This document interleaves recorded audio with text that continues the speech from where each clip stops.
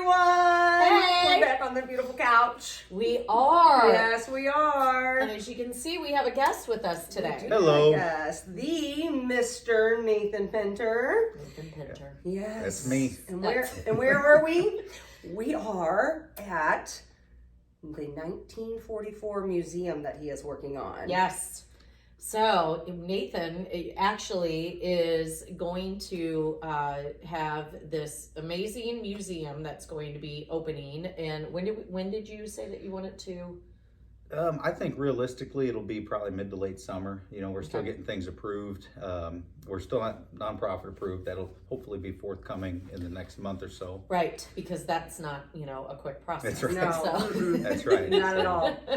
No. So, why does Stephanie look so much taller than us in this? I don't know. I feel Sink like into I'm the not, couch. Yeah, I'm trying. Sink into lean the back. couch. For Lean once, back. this couch is liking me. So yeah, So we suckered Mr. Nathan into telling us a bit about this, where this vision came from. You've been collecting artifacts for quite some time. 5-6 years. And what got me interested in it is just like Stephanie, both my grandpas are combat vets.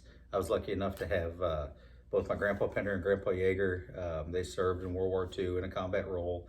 I had, I believe it was 8 great uncles that also served. Wow. And Steph, both your grandpas.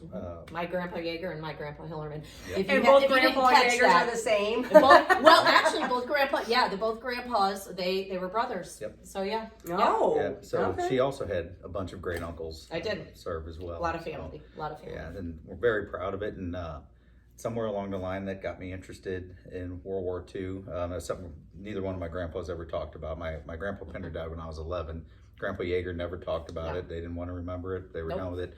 So given the investigative background that I have, I took it upon myself to just kind of go down that road and learn what I can. Along the way, I've really met some great people, and I developed a massive collection of my own, and got together with a couple of buddies and who also are collectors, and we decided, you know what, it'd be neat if one day we could do this.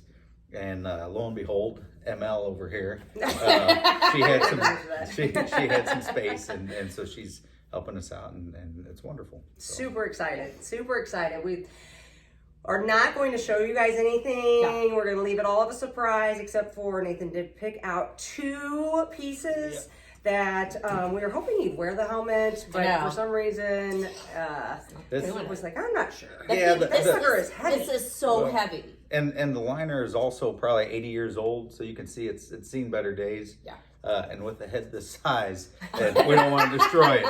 So there you have it. There you have it. But no, so the helmet is M1 helmet. It's typical of what our troops would have worn in World War II. But what's special about this helmet is a few years ago, anytime I'd meet a World War II vet at the Veterans Breakfast here in Washington, the American Legion Post, I would ask them to sign my helmet.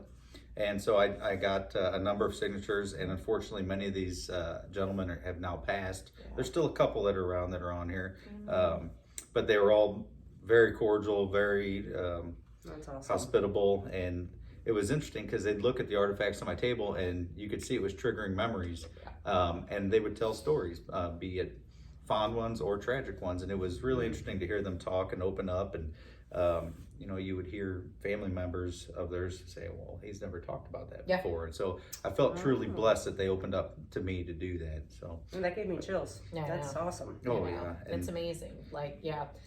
The generation of veterans, and all the years that I was a social worker and working with veterans for all 22 years of that, it's amazing the generations, how different they all are from, a lot of my veterans I had Battle of the Bulge, I had World War II, I had Vietnam, Korean War, and then of course, as you go on with, Gulf and Desert Storm and on, but all the veterans are very different in their generation of what they will and will not talk about. And as they get older, it's really, you'll see them, they want to express a little bit more, so yeah. Yeah.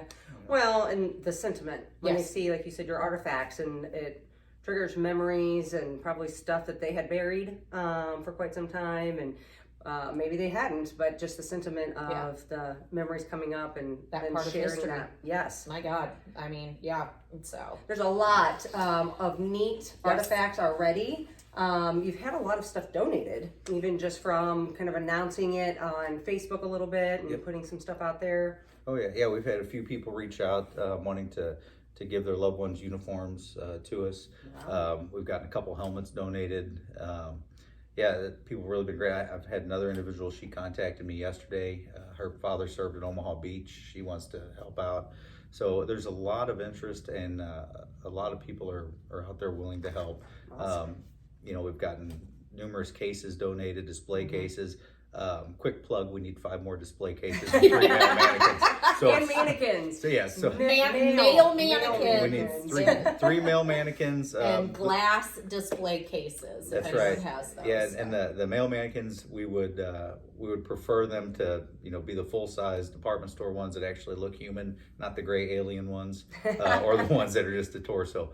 But we will take also what we can get. We're not picky. The other item I wanted to show you. We have a trench art collection here, and what trench art is basically your guys get bored in the field.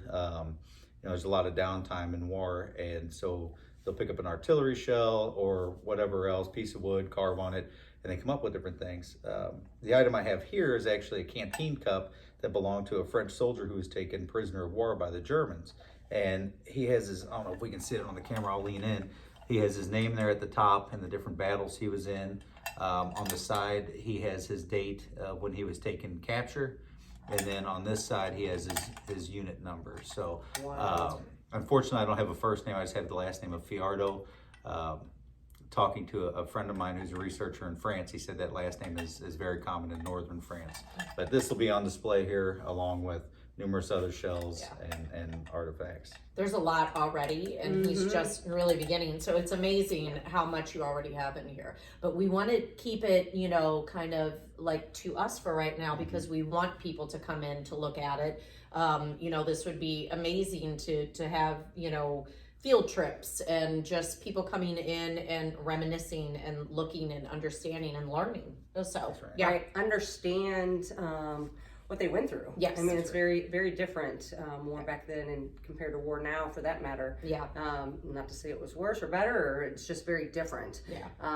I remember my grandma Yeager actually telling me that when her and my grandpa George, when they met each other, they didn't really have much time together before they got married and he was shipped off, and you didn't get phone calls and FaceTime and Skyping and all of that, and she always would say there were times where she didn't hear from him for quite a while, and she would always wait to see who was going to come to her front door. And that kind of just makes your heart sink a little bit of the pressure that the spouses were under while, this war was going on. So, So if people have stuff they want to donate, how do they contact you? For now, we got to tell you that part, right? Yeah. So for now, they can contact me either on Facebook, just a couple different ways on Facebook. You can look me up, Nathan Pinter. You can go to the museum's Facebook page, which is the 1944 War Museum, or you can email me. The email address is washmo1944@gmail.com. And we will make sure that we have all of that when we put this video up. So, yes. Yep. Well, and that's where they can kind of follow, see the progress, because you're putting a little tidbits out there here and there, right? Some videos and whatnot. And when the opening will finally be ready. So, we'll have that in there. Lots of exciting. It's just an amazing tribute to the past generations, to the veterans. Yes. Yeah. And want to thank you for opening up your personal collection and to the public. We are sure that your wife is very thankful as well. Yeah. Because now all of it is here. You had it all in your basement, right? So all of his personal artifacts you had set up in your basement. All right, let's be clear here. I made room in my room for more stuff. So, sorry, honey. We tried. Yeah. You better not even let her see those. She's gonna be like, no. She's probably watching now. I'm gonna get a text. Yeah. So. They're like, great. Yeah. Okay. Yeah, we will let you know the address, everything when the grand opening. We'll be having some fundraising opportunities and so forth. We just look forward to supporting the veterans in our local community and beyond, for that matter, moving forward. So it's a really, really awesome. Congratulations. Thank you. Thank you. It's a pleasure. All right. Well, this might be the last time that you see this couch, because hopefully Nathan's sister is going to be taking it. But we don't know. We don't know. If Take the darn couch. But we got to move it out of the museum, so. Please take the couch. We need room for the display that you're wanting the mannequins for. That's so, right. That's right. If your sister doesn't take it, somebody wants the couch. You can have it for free. Just let us know. All right. Well, till next week. Yes. All right. Thank you. Thank you. All right. Bye. Bye-bye.